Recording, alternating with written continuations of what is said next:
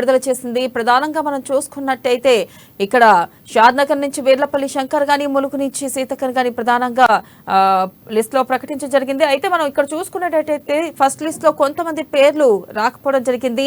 అయితే ఎవరైతే first list లో వాళ్ళ పేర్లు వస్తుందనుకున్నారో వాళ్ళ పేర్లు ఇంతవరకు రాలేదు.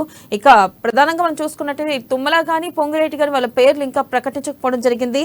అయితే ఈ మేరకు మనం చూసుకున్నట్టయితే ఎస్సీ, ఎస్టీ, బీసీ సామాజిక వర్గాల వారికి తగిన న్యాయం జరిగిందా అని కూడా కొంతమేర సందేహం వ్యక్తమవుతుంది. అయితే మనం ప్రధానంగా చూసుకున్నట్టయితే ఇక్కడ ఒకే పార్టీకి చెందిన నేతలకు కూడా సీట్లు ఇవ్వడం జరిగింది.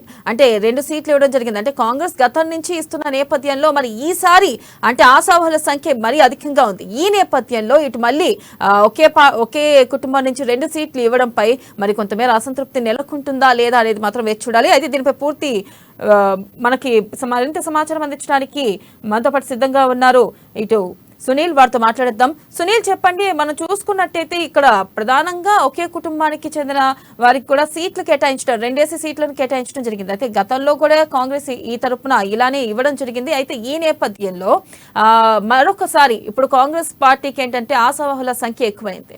మనం చూసుకోవచ్చు అభ్యర్థుల నామినేషన్ల నేపథ్యంలోనే ప్రధానంగా చూసుకున్నట్టయితే చాలా దరఖాస్తులు వచ్చినాయి. ఈ నేపథ్యంలో ఇప్పుడు ఒకే కుటుంబానికి 2 టికెట్లు ఇవ్వడంపై కాంగ్రెస్ లో కొంతమేర అసంతృప్తి వ్యక్తమయ్యే అవకాశం ఉందంటారా?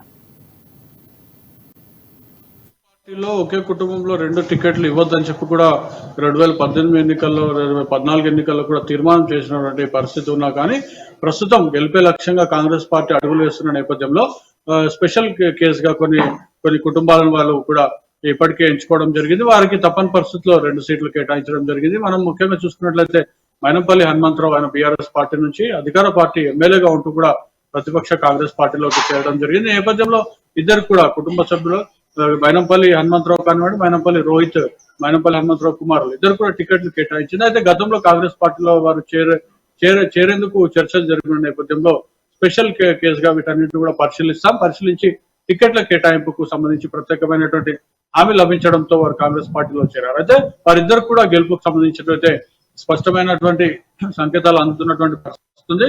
మెదక్లో మైనంపల్లి కుమారులు మైనంపల్లి రోహిత్ రావు గెలిచేందుకు ప్రత్యేకమైన అవకాశాలు ఉన్నాయని చెప్పవచ్చు. ఎందుకంటే అక్కడ ఉన్నటువంటి బీఆర్ఎస్ లో వర్గపోరు తీవ్రం అయిపోయింది. చాలా మంది కూడా బీఆర్ఎస్ పార్టీలో సీనియర్ నాయకులు కొందరు కాంగ్రెస్ పార్టీలో చేరడం, కొందరు బీఆర్ఎస్ పార్టీని వీడి బీజేపీలోకి చేరడం, ఇవన్నీ కూడా బీఆర్ఎస్ కు ఒక ఇంత తలనొప్పిగా మారినటువంటి అంశం ఉంది. అదేవిధంగా మైనంపల్లి హనుమంతరావు పరిస్థితి మనం చూసుకున్నట్లయితే ఆయన మల్కాజ్గిరి ఎమ్మెల్యేగా ఉన్నాడు. ఆయన ఖచ్చితంగా మళ్ళీ తిరిగి ఆయన ఎమ్మెల్యేగా ఎన్నికే అవకాశం ఉన్న నేపథ్యంలో కాంగ్రెస్ పార్టీ చేసినటువంటి ప్రత్యేకమైన సర్వేలో కూడా ఒకే కుటుంబంలో 2 టికెట్లు ఇస్తే గెలిచే అవకాశాలు ఉన్నాయా లేవా అని చెప్పి కూడా చేసినటువంటి ప్రత్యేక సర్వేలో ఇద్దరు కూడా గెలిచే అవకాశాలు ఉన్నాయని చెప్పి కూడా ఎక్కడైతే సమాచారం వచ్చిందో, ఎక్కడైతే సర్వేలో వచ్చినటువంటి రిపోర్ట్ల ఆధారంగానే టికెట్లు ఇచ్చారు తప్ప వేరే అంశం ఇందులో లేవని చెప్పి కూడా మనకు దామోదర్ రాజనరసింహ కొద్దిసేపటి క్రితం మాట్లాడుతూ స్పష్టం చేసినటువంటి పరిస్థితి ఉంది.